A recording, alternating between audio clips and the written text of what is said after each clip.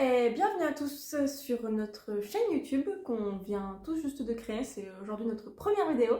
Donc voilà, on se présente. Moi, je suis Lola, je suis française de Paris. Io sono Alessandro e sono di Cuneo. Parce que tout le monde ne sait pas où c'est, donc je dis, parce que lui, il pense que tout le monde sait où est Cuneo. C'est un truc petit comme ça. Però registriamo i nostri video a Roma.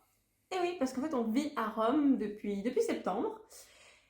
Et tout se passe bien.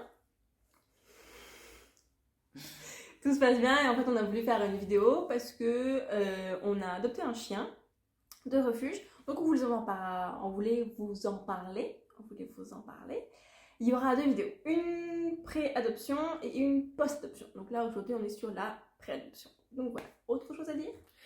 Ma niente, appunto parleremo appunto di questi video, della nostra esperienza nell'adozione di un cane da rifugio, spiegheremo cos'è la differenza tra rifugio e canili, spiegheremo che come l'abbiamo vissuta, le difficoltà che abbiamo avuto e come siamo giunti fino adesso.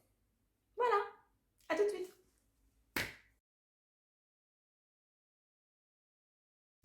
Donc il faut savoir que nous on est en Italie.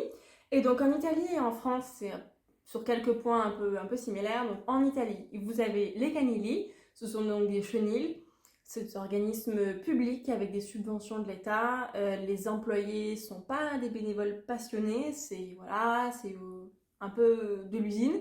Il y a beaucoup de pensionnaires, donc beaucoup de chiens, à peu près 500, quelque chose comme ça. Donc c'est compliqué, on n'est pas non plus sur un traitement animal extraordinaire. Et sinon, vous avez les refuges, organismes privés avec des bénévoles. Donc, c'est vraiment quelque chose de passion. Vous avez 150 chiens plus ou moins. Et voilà. Noi cosa abbiamo fatto? Noi abbiamo scelto di prendere un cane da rifugio perché un cane da canile non abbiamo le capacità veramente No. per gestirlo, un cane da canile, perché molte volte sono abbandonati loro stessi, non sono ben curati e sviluppano delle difficoltà che poi te le ritrovi, chiaramente tu padrone, un futuro padrone, te le ritrovi in casa incapace magari di gestirla. Noi non ce la siamo sentita, non ci reputiamo così capaci di gestire queste difficoltà e quindi abbiamo optato per un cane da rifugio. Alors, nous, on voulait pas de chiots parce qu'on a un peu peur que ça détruise notre appartement qu'on venait à peine de louer et de rénover. Donc voilà, on voulait pas de chiots pour ça, mais aussi parce qu'on savait pertinemment qu'un chien de plus de 2 ans en refuge a quasiment plus aucune chance d'être adopté. Donc on voulait donner une chance à un chien un peu plus âgé. Et aussi parce qu'on voulait pas dépenser entre 1000 et 2000 euros dans un chien tout neuf. Noi non giudichiamo le persone che invece si No. vogliono affidare, si vogliono far accompagnare da un allevamento. Noi facciamo questo video per spiegare il nostro punto di vista, la nostra esperienza e come l'abbiamo vissuta noi. Quindi non giudichiamo minimamente e raccontiamo semplicemente i nostri fatti, come sono andati. Non, on ne peut pas vous juger, franchement. Qui sommes-nous?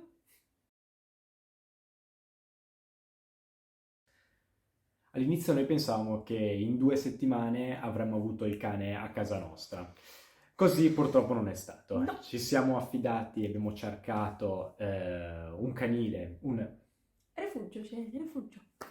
abbiamo cercato un rifugio che fosse vicino a casa, comodo, e ci siamo affidati appunto ad un rifugio privato che si chiama Code Felici, che ci ha dato un appuntamento, che ci ha dato subito un appuntamento per andare a vedere questi cani. Quando si contatta un rifugio vengono fatte molte domande, i volontari fanno molte domande per sapere prima di tutto il tuo stile di vita, dove vivi e dove andrà a vivere chiaramente il cane e cosa cerchi dal cane, sia come aspetto esteriore, proprio aspetto fisico del cane, sia invece anche come carattere, il carattere del cane. Pendant la visite, on a eu un gros coup de cœur sur Elvis, à savoir qu'on nous a présenté 3 chiens, donc il n'y avait que Elvis vraiment qui nous correspondait. Donc en fait, nous, on était persuadés, enfin surtout moi, je pense, qu'on allait repartir avec. Dans mon petit sac, j'avais déjà tout, le doudou, à manger, à boire, j'étais toute contente et tout.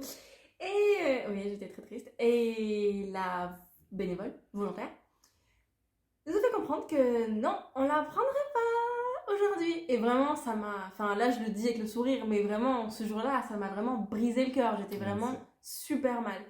Et elle m'a dit, non, mais il va falloir prendre plusieurs rendez-vous. Et en fait, nous, à la base, on connaissait pas le chemin, en fait. On n'avait pas demandé, parce que moi, je pensais que c'était comme à l'ASP en France. Un ou deux rendez-vous, allez, bonjour, bonjour, bonsoir chez vous, vous avez le chien. On n'avait pas demandé. Et là, on a commencé à savoir un peu le parcours. Et on s'est dit, ah, bon, bah, ça va être un peu plus compliqué que ça. Et pour saupoudrer le tout, on a dû rentrer à la maison avec un document assez épais, avec des questions un peu bêtes. E allora voilà, rentrer à la maison avec le document et son chien. Abbiamo poi ancora dovuto aspettare 2 settimane dopo che abbiamo inviato il documento per avere un nuovo appuntamento e questo appuntamento si chiama preaffido, dove un volontario viene a casa dove andrà poi a vivere chiaramente il cane per vedere la casa, la situazione in com'è, dove veramente il quartiere, soprattutto loro cercano di vedere se è una casa indipendente, se c'è una recinzione abbastanza alta perché il cane non scavalchi, non scappi, se non possono scavare delle buche. In un appartamento chiaramente controllano i balconi, se sono abbastanza alti, se sono ben protetti e comunque anche un po' lo stato del quartiere.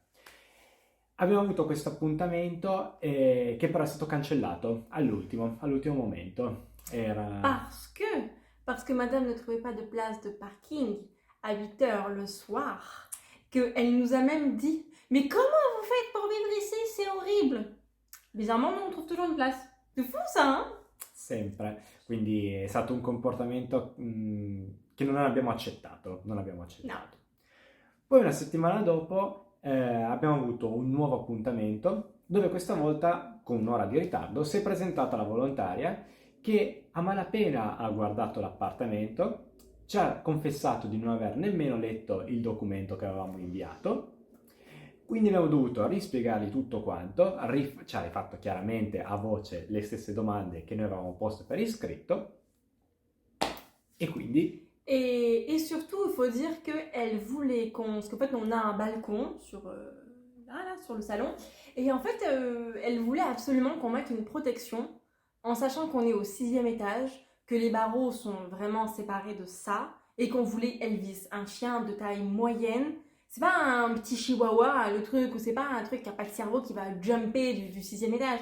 Donc on était là, mais pourquoi vous voulez nous forcer à mettre un truc alors que vraiment, le chien il passera jamais, il sautera jamais, enfin on n'a pas un lévrier afghan quoi. Alors, après cet horrible deuxième rendez-vous, on nous a fait comprendre qu'il fallait prendre d'autres rendez-vous, toujours plus, pour revoir le chien. 2 ou 3, c'est ça? 2 ou 3. C'est vrai. Et donc, nous, on s'est dit, bon, allez, on prend rendez-vous, machin et tout. Et pendant 2 semaines, on n'a pas arrêté d'appeler, d'envoyer des messages. C'est moi qui lui disais, envoie un message, encore. Parce qu'en fait, il nous snobait. Genre, vraiment, on était en mode ghosting. Et un jour, un jeudi, elle nous appelle, nous envoie un message et elle nous dit que pour ce week-end, elle est surbookée, alors que ça fait 2 semaines qu'on lui demande un rendez-vous. Elle est surbookée, mais elle aura bien la gentillesse et la bonté d'âme de nous recevoir à samedi midi pendant sa pause déjeuner. Madame va sacrifier sa pause déjeuner pour nos fesses. Bien sûr que nous, en fait, on pouvait pas. Parce qu'en fait, entre-temps, on avait été un petit peu, désillusionnés. Traduis ça comme tu veux. Et j'avais posté un message sur un groupe Facebook. Alors, j'y attendais pas forcément de résultats. Et en fait, en une nuit, on a eu 600 commentaires. 600. C'était énorme. Et en fait, j'ai dû tous les lire parce que monsieur était au travail. Et j'ai dû tous les lire, c'était un déchirement parce que vraiment il y avait 600 commentaires avec plein de photos de chiens et j'avais envie de tous les adopter. Et pas lui parce que lui c'est un monstre. Et du coup j'ai dû tous les regarder, on a fait une présélection je crois de 23. qui est redescendu à 12. On n'a pas pris les chiots, les chiens qui ne correspondaient pas à ce qu'on demandait, les chiens de catégorie et les chiens qui ne se trouvaient pas à Rome. Ça, c'est un truc que je ne connaissais pas du tout en France, que je n'avais pas du tout idée, mais en fait, dans le sud de l'Italie, la Cabrèse, la Sicile, Cabrèse, c'est comme ça? Calabria. Sì. Et le sud de l'Italie, il y a énormément de chiens qui sont abandonnés et en fait, ils prévoient des transports en camionnette ou carrément en avion pour faire en fait, adopter les chiens ailleurs. Mais on voulait pas ça parce qu'on voulait pas que le premier contact ce soit l'unique contact qu'on avait. Donc, on voulait aussi se donner la possibilité de dire non, le caractère du chien ne nous convient pas. Alla fine abbiamo avuto la possibilità di vedere 4 cani, che erano un Labrador nero, un Maremmano bianco, un bastardino che si chiama Dusty e Greta. Greta che è un cane lupo, praticamente, un incrocio tra un pastore tedesco e nero e un lupo. Per noi è stato molto difficile prendere una decisione tra Dusty e Greta. Alla fine abbiamo scelto per Greta in quanto rispecchiava di più il nostro carattere e il nostro modo di vivere. E eravamo preparati al fatto che il percorso sarebbe stato difficile perché è un cane che non ha mai vissuto in una casa, non ha mai avuto una famiglia, ha circa 2 anni e ha sempre vissuto in canili o rifugi. È stato trasportato tra canili e rifugi. Il a été abandonné, enfin elle a été abandonnée quand elle avait 2 mois, donc vraiment un tout petit bébé. Et juste un petit mot pour les autres chiens. Alors le labrador noir, on l'a pas adopté tout simplement parce que on voyait que malgré qu'il avait que 2 ans, il avait un peu du mal à se mouvoir, c'était un peu compliqué. Nous, on est des gens qui sont plutôt souvent dehors et dans le futur, on voudrait un peu voyager, se faire pas des treks parce que mon corps ne va pas survivre à ça, mais des randonnées, des balades et tout, et on savait que ça allait pas tenir. Le Maremmano, on l'a pas pris parce que clairement il était en très mauvaise santé, physique et psychologique, ça se voyait, le chenil, c'était un chenil, un refuge, tu vois, et c'était une balade tous les 10 jours de 20 minutes. Donc vraiment, après il était dans un tout petit truc et puis on voyait, il avait la diarrhée, il bavait, enfin ça se voyait qu'il était pas bien. Et comme on a dit au début, on veut bien comprendre qu'un chien est peureux, a besoin de temps, mais là sur le plan psychologique, c'était trop compliqué. Et Dusty, en fait, on pouvait pas le prendre parce qu'il était vraiment hyper énergique et correspondait pas vraiment à notre manière de vivre. Greta, elle est vraiment cool, calme, douce. Elle peut avoir des moments de folie de jeu, mais elle est plus tranquille et ça correspond plus à notre mode. Donc voilà.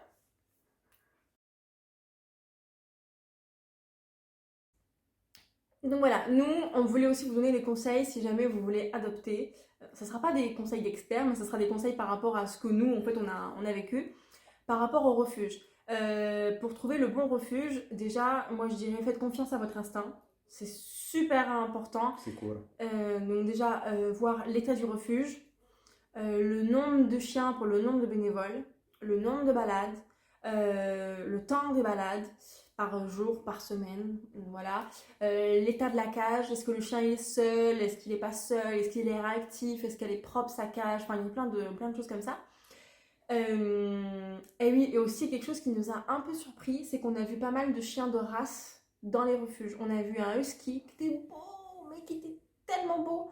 On a vu un border collier, on a vu plein de maremmano. Alors chez nous les maremmano c'est très courant, c'est des gros chiens de montagne blancs, ils sont sublimes.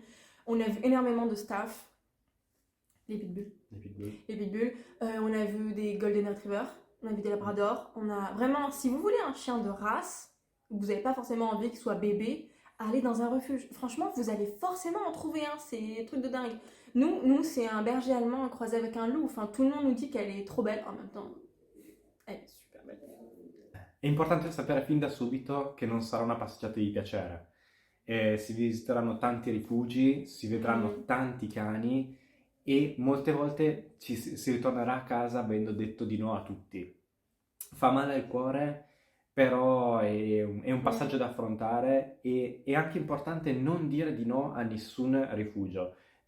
Andate a vedere i cani perché magari non è quello magari esattamente quello che vi presentano, quello che volete, ma nella gabbia a fianco c'è quello esattamente per voi, c'è il cane perfetto per voi.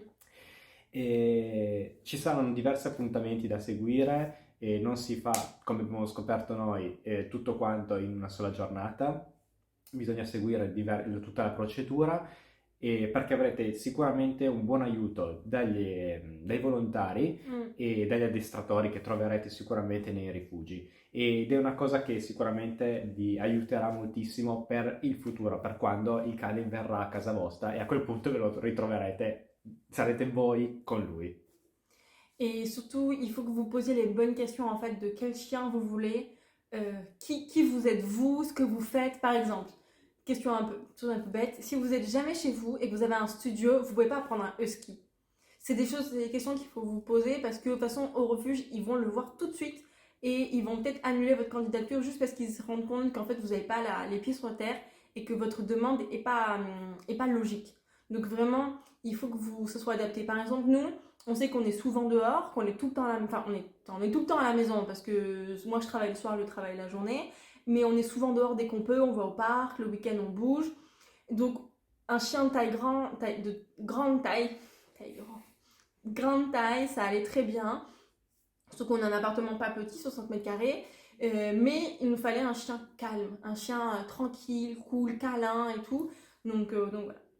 Je voudrais vraiment insister sur le point, on a déjà parlé, mais sur le côté psychologique, sur le fait que c'est vraiment un voyage, sur le fait que c'est vraiment long et que ça peut être, enfin en tout cas je sais que pour moi ça a été très dur psychologiquement de repartir sans Elvis au début, de voir plein de chiens, moi qui suis un peu sensible psychologiquement, c'était difficile, mais le jeu en vaut la chandelle et en fait il faut se dire qu'à la fin on va rendre un chien heureux, même si au début c'est pas super facile. Et donc du coup, nous on a appris Greta et dans la prochaine vidéo on vous parlera de tout son parcours, de l'adoption, ça fait un mois qu'on l'a, donc notre mois, comment elle a évolué, comment elle est maintenant. Et voilà, donc j'espère que vous serez plein à regarder cette vidéo et plein encore à regarder la prochaine. Donc voilà, ben on vous dit à plus, on essaiera de faire une vidéo par semaine. Assolutamente Voilà. sì. Et voilà, donc du coup, ben, bonne journée à tous ou bonne soirée ou bonne nuit. Ciao ciao. Ciao ciao!